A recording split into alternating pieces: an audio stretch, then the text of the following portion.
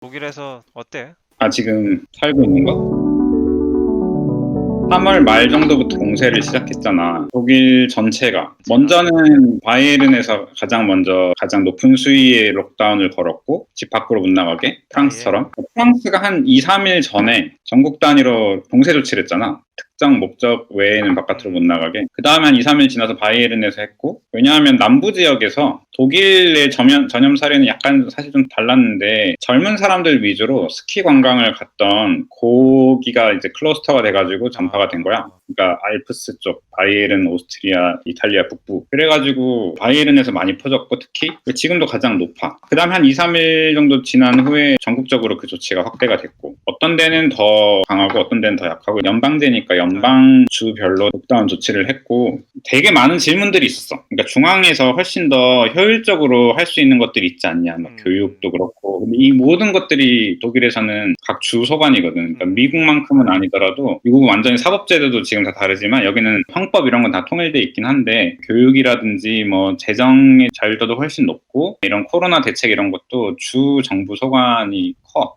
물론 긴밀하게 협력하지만 미국하고는 다르게. 그러다 보니까 이런 중앙집권에 대한 혹은 연방제에 대한 토론도 되게 많았고, 집회 시위 자유가 굉장히 줄어들다 보니까 이거에 대한 토론도 계속 있고. 그러니까 한국어로 기사를 찾아봐도 이제 중앙정부랑 계속 갈등을 겪으면서도 그래도 세계에서 코로나19에 대한 대응을 잘한 국가 중 하나로 꼽히잖아. 한국 언론에서만 그런가? 하여간 아니야. 서구에서 훨씬 더 독일을 추 세워주는 게 있어. 내가 얼마 전에 어떤 기사를 읽었는데 약간 거친 논조의 기사야. 서구 백인 사회가 백인 사회 안에서의 성공 사례를 필요로 하고, 그렇기 때문에 뉴질랜드나 독일 사례가 굉장히 성공적인 사례로 좀 과장되게 이야기되고 있다. 그 사람은 이제 스리랑카 사람인데, 자기가 볼 때 유럽의 대응은 적어도 이제 숫자로 판단을 했을 때 그냥 다 실패 사례인데 왜 그렇게 보는지 모르겠다, 이런 논조가 있을 만큼 사망자 숫자가 굉장히 많긴 하지. 이게 이제 독일 전체의 현황이야. 사망자 전체 수는 여기 흰색이 사망자 숫자야. 7,935명이라고.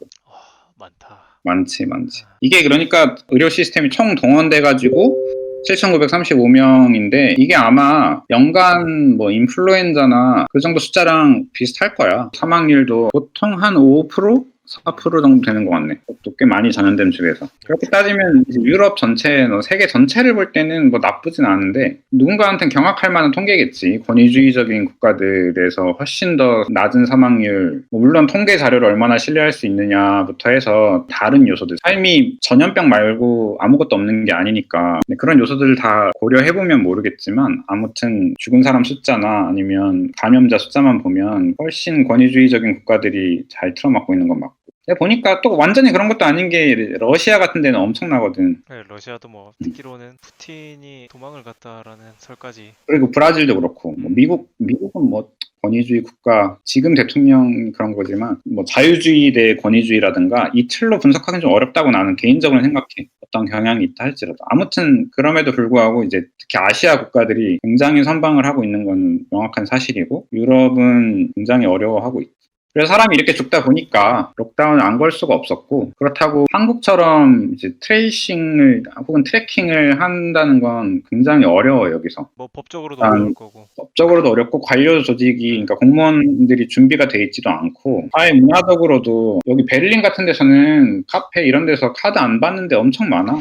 아직 투지폰 쓰는 사람도 많고, GPS 꺼놓고 사는 사람도 많고, 한국어로 쓴 다른 글에서 언급한 적이 있지만, 유럽이 유럽연합으로 묶이다 보니까 인권, 뭐 여성, 뭐 성소수자 이런 많은 이슈에서 유럽 전체가 마치 세계 인권선언처럼 좀 컨센서스를 두고 그 위에서 각국의 정책을 하는 법률도 것들이 그렇게 있어. 만들어지고. 되게 복잡해. 그러니까 그런 구조가 복잡한 구조에서는 인권이라든지 이런 것들을 그냥 법으로 먼저 선취하기가 쉬운 거지. 그러다 보니까 이제 개인정보나 이런 것들은 계속해서 강화되는 추세로 가고 있는 거야. 한국에서는 행정부 그다음에 입법부가 그냥 결정하면 어쩔 수 없잖아. 그러니까 운동이 막아설 수밖에 없잖아. 근데 유럽은 그렇지 않고 정치권 안에 구조가 또 복잡하고, 또 유럽이라는 약간 가치지향적인 공동체가 상위에 또 있다 보니까 한편으로는 당연히 신자유주의적인 정책을 드라이빙 로빙하고 있는 유럽연합일 수도 있겠지만 다른 한쪽에서는 이런 인권 이슈 같은 거에 있어서는 더 왜냐하면 그것이야말로 유럽적 가치라고 이 사람들이 생각하니까 강화하는 게 있고 그래서 정보 기업들 뭐 구글이라든지 페이스북이라든지 이런 기업들에 대한 규제가 유럽에서는 미국이나 아시아보다 훨씬 더 강하지.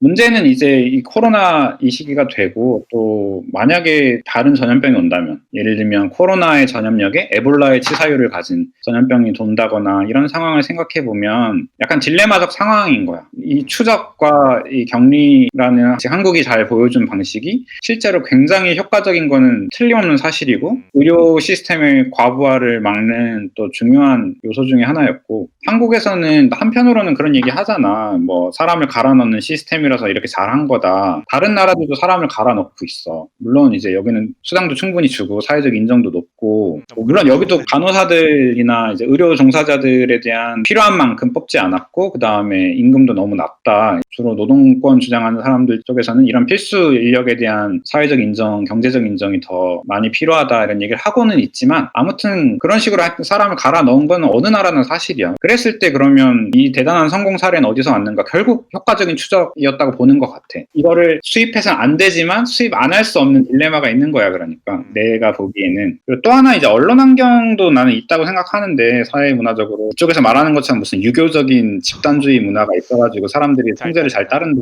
그런다기보다는 언론 환경도 사생활을 존중하지 않아. 한국 확실히 그건 있는 것 같아. 예를 들면 뭐 포토라인, 소위 포토라인 같은 거 나는 여기서 그런 걸 본 적이 없어. 어떤 극악한 범죄자도 포토라인 앞에 서가지고 경찰청에 들어가고 있습니다. 뭐 들어가서 따라가서 인터뷰하면서 그런 장면을 인터뷰를 담아서 뭐 방송에 내보낸다? 그런 건 없어.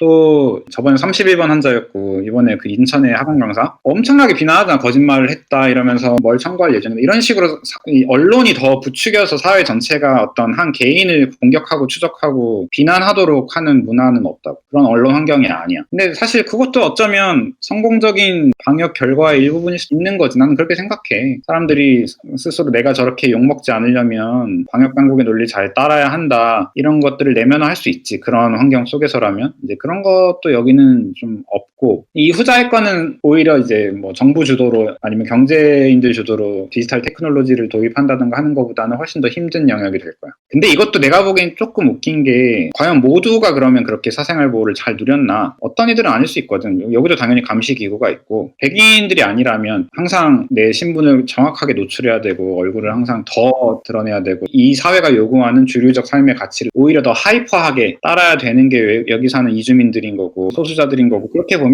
사회 문화적으로 과연 평등하게 모두가 자유를 누리고 사생활의 보호를 누리고 개인으로서 존재할 권리를 누리고 있나? 이것도 의문이지. 삶은 어때? 처음에 한 달 동안 진짜 거의 슈퍼를 가는 거 말고는 할 수 있는 게 아무것도 없었어. 집 슈퍼 이 정도로 먹을 것만 사러. 내 주변에도 처음엔 다들 뭐 괜찮아 했다 할만하다 마치 휴가가 갑자기 생긴 것 같은 느낌도 들고 재택근무의 집중력도 잘 유지되는 것 같고 그런 얘기들이 많다가 한 달쯤 지나니까 정말로 내 주변 친구들 모두가 다 정신적인 좀 이상을 되게 호소하고 확실한 건 아니고 들은 건데 심리 상담하는 여러 상담센터들이 엄청나게 붐빈데 지금 사람들이 너무 힘들어해서 다 예약이 꽉꽉 차 있고 막 그렇다고 하더라고. 재생산 비율이라고 하잖아. 낫는 사람하고 새로 확진되는 사람 비율, 재생산 비율이 1 이하, 뭐 0.7, 0.6 이하로 계속 떨어지면서 그래서 커브를 완화하기 전략은 여기서는 확실히 성공을 했고 규제를 풀고 록다운을 좀 풀고 사람들이 밖으로 다니고 있지. 베를린 같은 경우는 그저께부터 카페를 다닐 수 있었고